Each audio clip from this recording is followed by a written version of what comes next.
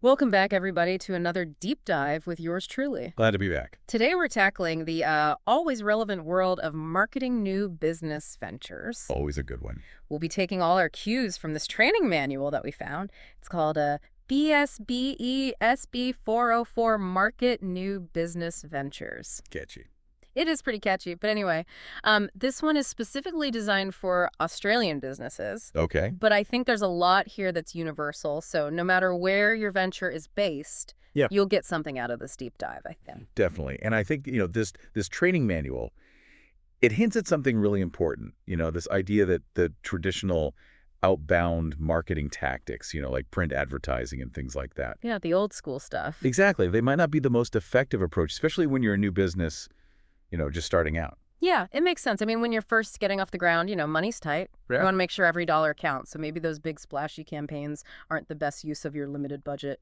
Exactly. And that's where I think this idea inbound marketing comes in.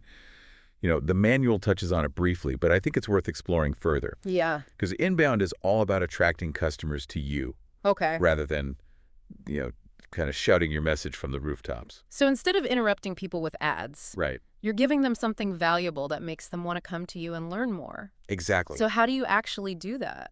Well, think content marketing. Yeah. SEO. Okay. Social media engagement. Creating a digital presence that pulls people in and establishes you as an authority in your space. So for a new business, that could be a lot more valuable than, say, spending a ton of money on a print ad that might not even reach their target audience. Definitely. And it's about being strategic thinking long term, Playing the long game. Exactly. I like it. Yeah. I'm getting some ideas already. But before we get too far ahead of ourselves, let's go back to the manual for a second. Sure. It talks a lot about setting marketing objectives. Right. And it really emphasizes, making those objectives smart. Which, for anyone who needs a refresher, stands for specific, measurable, achievable, relevant, and time-bound. That's it.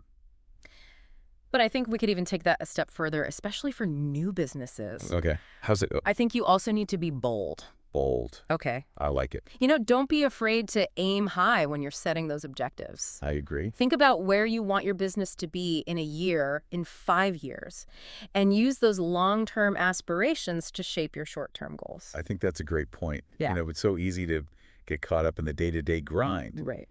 But you got to keep that big picture in mind. Absolutely. And speaking of getting specific, the manual then dives into, this whole know your audience thing, which seems pretty basic, but I think it's where a lot of new businesses stumble. Yeah, they might have, a vague idea of who their customer is, but they haven't really done the deep dive. So it's not enough to just say, okay, I'm targeting, women aged 25 to 35 who like yoga. Right. You got to go deeper than that.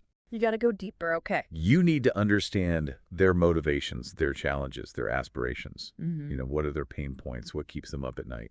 It's almost like you're creating a character profile for your ideal customer. Yeah, that's a great analogy. So you really get to know them. Exactly. And the manual, they give this case study of Bounce Fitness, which is this fictional company. Okay.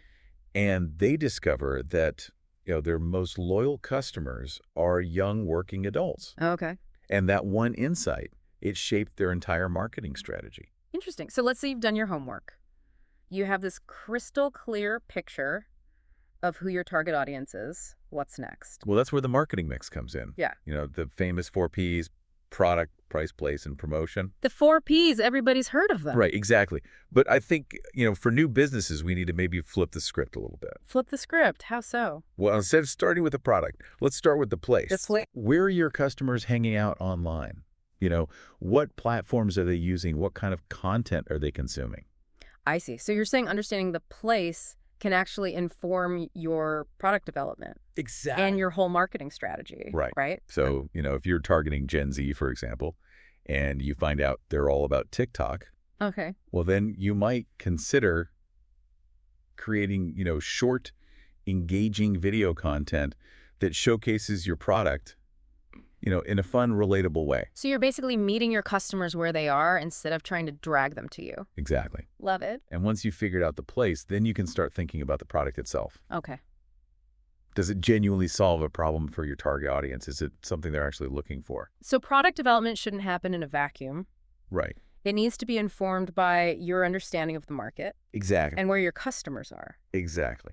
Okay, then we get to price, which I guess is more than just a number. It's a reflection of your brand's value proposition. Yeah. You know? Yeah, you can't just slap a random price tag on your product and call it a day. Right. You have to consider your target market, your competitors, and your overall business goals. Exactly. And then finally, we have promotion. Right. Which is how you get the word out. But I imagine for new businesses, the most effective promotion comes from building those genuine relationships with their target audience. Definitely. It's not just about, blasting out ads. It's about creating a community, Yeah. engaging in conversations, providing value. So it's more about creating a community around your brand than just, yelling at people from the rooftops. That's the key. The influencer marketing collaborations, user-generated content.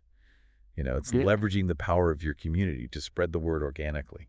Very cool. Yeah. I like it. Okay, so we flipped that script on the 4 Ps, and I'm kind of itching to dive into the next big thing, which is, how do we actually know if all this marketing stuff is working? Yeah, measurement is key, right? Yeah. It's not enough to just put your message out there. You have to track its impact.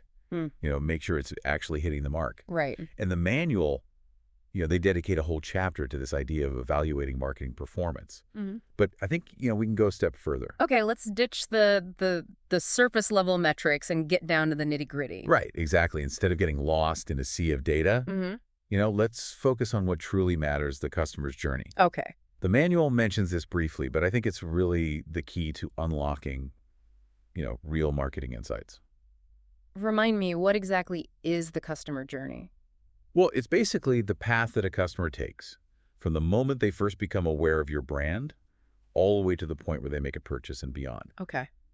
And it's not a straight line. Right. It's more like a winding road with lots of twists and turns. So it's about understanding all those touch points, Exactly. a customer has with your brand, Right. both online and offline. Precisely. And each stage of that journey requires a different approach. Yeah. For example, in the early stages, when a customer is just becoming aware of your brand, Yeah. you might focus on, creating content that educates and informs, building trust and credibility. So adding value first. Exactly. Before you even try to sell them anything. Right. Yeah.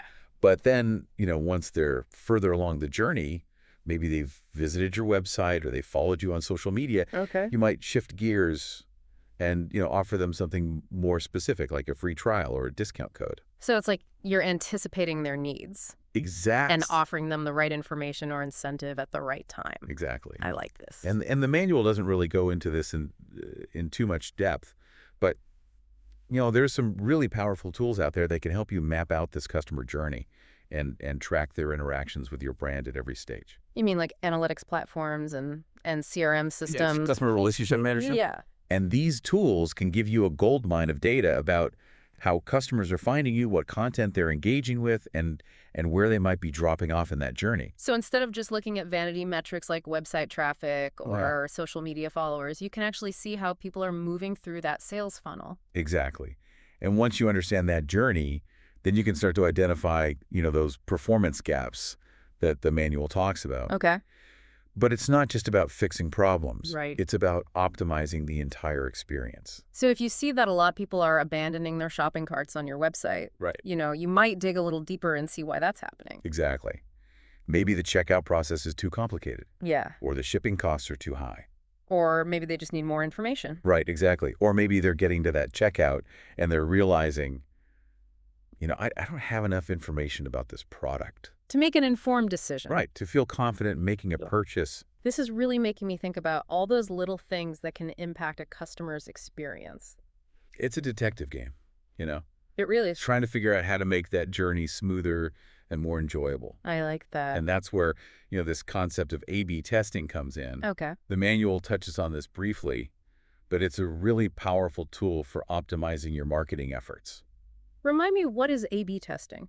It's basically a way of comparing two versions of something like a web page or an email Okay.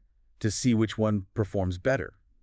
Yeah. So you might test different headlines, different images, different calls to action, and see which version, leads to more clicks, more conversions, or whatever metric you're trying to improve. So it's about constantly experimenting. Right. And tweaking your marketing based on the data. Exactly. And it's not just about tweaking your website or your emails. Yeah. You can use A/B testing to optimize your social media content, your ads. Yeah?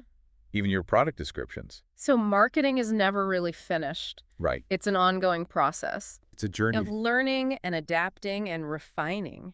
That's the beauty of it. Yeah. And the more data you collect, the better you can understand your customers and tailor your marketing to their needs and preferences. Okay, so we've talked about, tracking the customer journey, identifying those performance gaps, and optimizing with A/B testing. What else does this training manual have in store for us? One thing that they highlight, and I think this is often overlooked, is the importance of gathering feedback. Okay.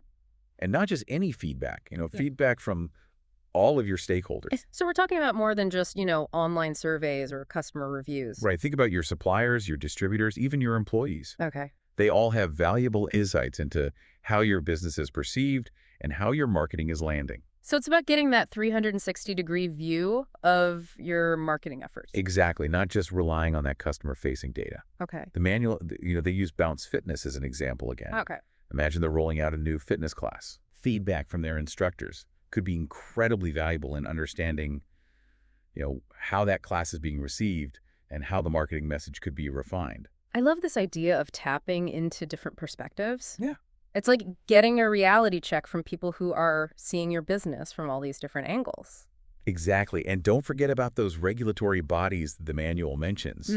Right. Keeping up with industry regulations and ethical guidelines is crucial, especially in today's, ever-changing landscape. Yeah, you don't want to get caught in a marketing scandal. Exactly. It's all about doing things the right way. So we've covered a lot of ground in this deep dive, from flipping the script on the marketing mix to mastering the customer journey.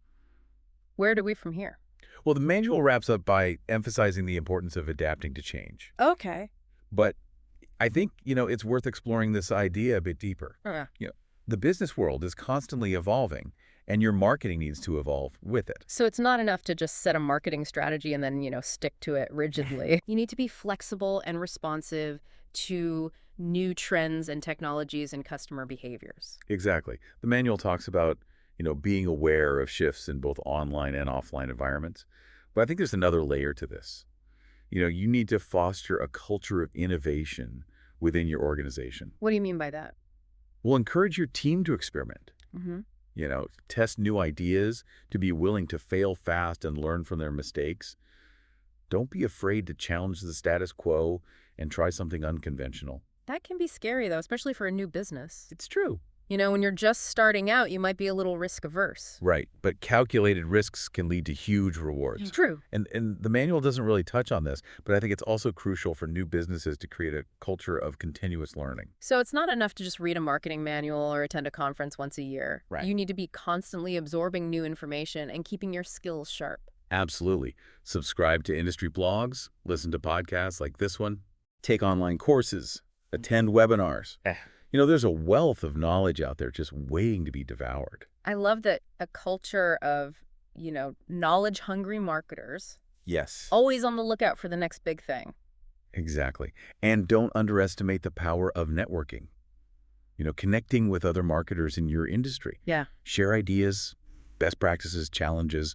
You'd be amazed at what you can learn from each other. This is giving me so much to think about. We've covered so much ground, from flipping that script on the marketing mix to mastering that customer journey.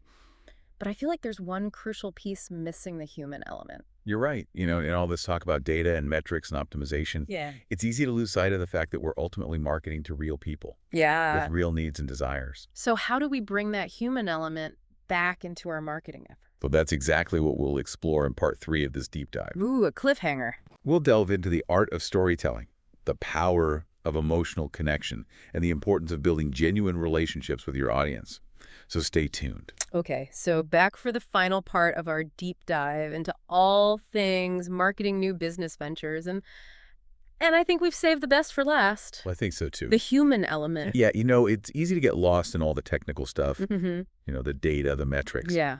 But at the end of the day, we're not marketing to robots, we're marketing to people. Right, to real human beings with, Yeah. with feelings and emotions and dreams and aspirations and... Exactly. And this training manual, while it's been super informative, Mm-hmm. It doesn't really touch on that emotional side of things very much. So how do we bring that human touch back into our marketing efforts? Well, I think it starts with understanding that people don't just buy products or services. Hmm. They buy into a story.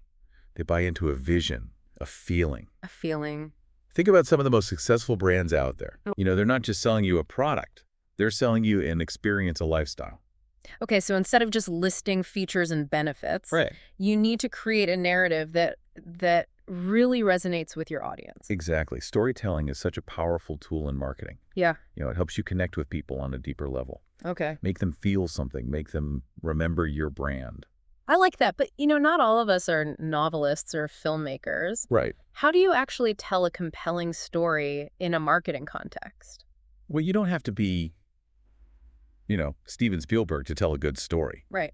It's about finding the human element in your brand story. Okay. What are your values? What problem are you solving for your customers? What makes you unique? Okay, so it's about finding that emotional core of your brand Exactly. and communicating that in a way that resonates with people. Right. And it doesn't have to be complicated. Sometimes the most effective stories are the simplest ones. Mm. Real stories about real people. Like customer testimonials or showcasing the people behind the brand. Exactly. People connect with authenticity, with vulnerability. Don't be afraid to let your personality shine through in your marketing. I think that's where social media can be really powerful Oh, absolutely. because it allows you to connect with your audience in a more personal way. Right. It's all about building relationships, engaging in conversations, Yeah. sharing experiences. Mm-hmm. It's not just about broadcasting your message. It's about listening and responding. Right. So it's about creating a community around your brand. Exactly. A place where people feel seen, heard, valued. And when you create those genuine connections, your customers become your advocates, Right. your biggest fans. Exactly. Word-of-mouth marketing is still the most powerful form of marketing out there, Right. and it all starts with building those human connections. This has been such a great deep dive. You have. We've covered so much ground, We have. from the strategic to the emotional, the technical to the human. Any final thoughts for our listeners today? I would just say, don't be afraid to experiment, to try new things, to be bold in your marketing. But most importantly, never lose sight of that human element. Okay. Connect with your audience on an emotional level, tell your story authentically, build genuine relationships. That's how you create a brand that people love and a business that thrives. Couldn't have said it better myself. So on that note, we're going to wrap up this deep dive. Thank you all for joining us, and we'll see you next time.